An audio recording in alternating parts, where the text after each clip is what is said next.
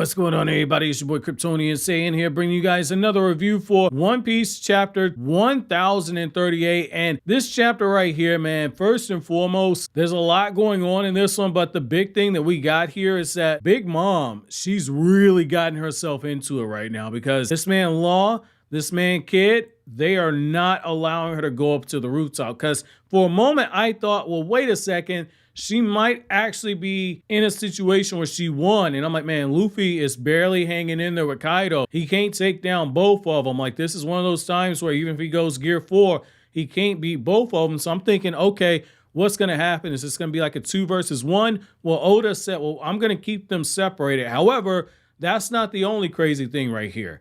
Is Zoro actually about to die? Like, I know off of like reading One Piece, taking my sweet time while doing so I can digest everything. I know One Piece is one of those series where if you don't see the body, they're not dead. That's a huge twist though. You got the Grim Reaper with the scythe swinging it towards Zoro right when you got this man Chopper sitting there saying, well, he was barely standing before, to the point where he couldn't walk unassisted, and now his pain has basically been double. I'm worried that this medicine might kill him once it wears off, and then you got something like this going on, and you got Zoro saying, stop, stay away from me. I'm ooh-wee. If Oda got the balls to do that and get rid of Zoro, I'm gonna be so pissed off, man. I'm gonna be so pissed off. I don't want anything to happen to Zoro, but the other thing that we get in this chapter is that on the 3rd floor, this man Izou, he's been covered up in flames, and you can see where Oda's taking this, like his whole will in order to win this jutsu battle, this paralysis jutsu battle.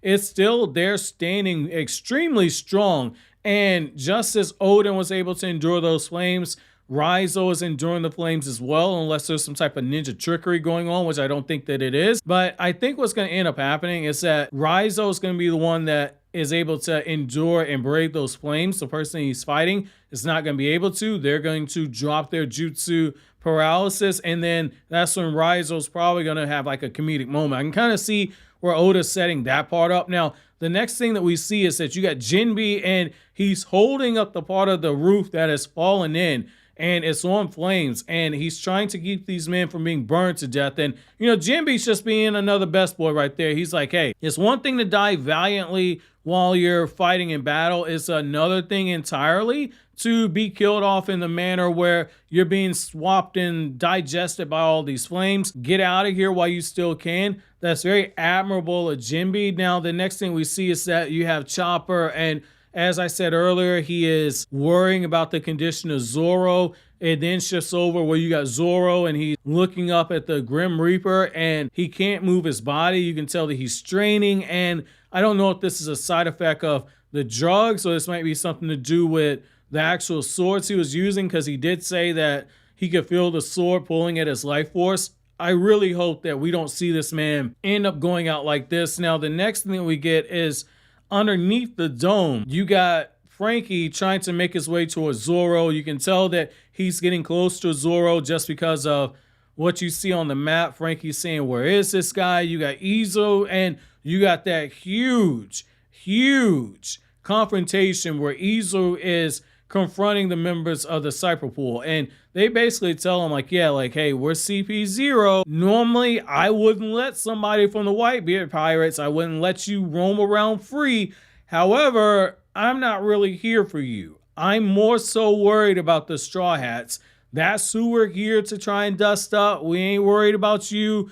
I'll let you go for right now. And Izou calls out him and says like, dude, I don't care if I got all these injuries. You're not leaving just yet. So we don't know what's happening there, because Oda then takes the time to jump around, and we get the update with Yamato, where Yamato, she's able to get into the armory, and she's shouting at Kanjuro's cursed spirit to stop. And so Yamato is using her animal transformation. She uses the Glacier Fang in order to freeze the bombs, and she's trying to make sure that the gunpowder explosives don't go off. But Kanjuro's cursed spirit has another thing in mind, and so you have it where Yamato is kicking and attacking that cursed spirit in order to try and stop it from detonating the explosions. Meanwhile, as this is going on, you got Big Mom on the performance stage, and it looks like Law and Kid, they've been completely taken out. Big Mom is actually celebrating, and she says like, hey, you know, you guys gotta be feeling pretty pathetic. You guys have fallen just short, but you can tell that even though they've taken a lot of damage, they've really taken it to Big Mom. And even Big Mom concedes that she's starting to feel a little bit fatigued right now. And even though Big Mom is kind of stunned on everybody there, she's flexing on them and showing her power as she starts going up towards the rooftop. That's when Law takes the opportunity to use his anesthesia, and Law just makes this huge sword that's able to extend, and it goes through Big Mom's elbow, goes right through underneath her throat and up through the top of her nose. And so when the people see this, they rightfully think that Law just killed Big Mom. And I was thinking that for a second. I said, well, wait a second. She's got that wonky ability with the souls. I think she's still alive. However, what we end up seeing is that when Big Mom ends up eating that attack and she starts screaming in pain and agony, and you see the different soul weapons that Big Mom has, they start trying to converge onto Law. All of a sudden, they start getting pulled backwards. Big Mom looks over and she sees that Kid also has some tricks up his sleeves as well. Kid ends up making this huge monstrosity that ends up attacking Big Mom. It's actually bigger than Big Mom.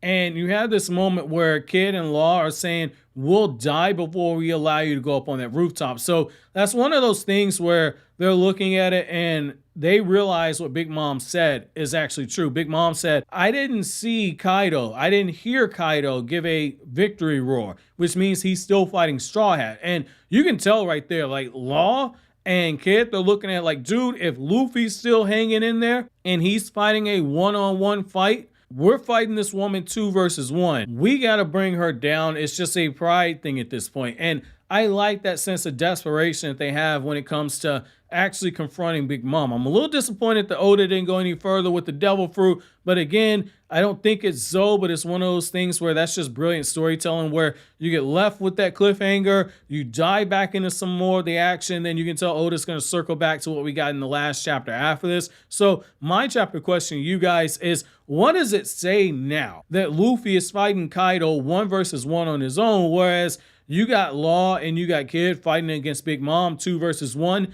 Does this make Luffy fighting Kaidou on his own seem that much more impressive? But so always, guys, if you like anything I had to say, don't forget to comment, rate, subscribe, and share. Thank you so much for watching until then. Have an awesome day, guys.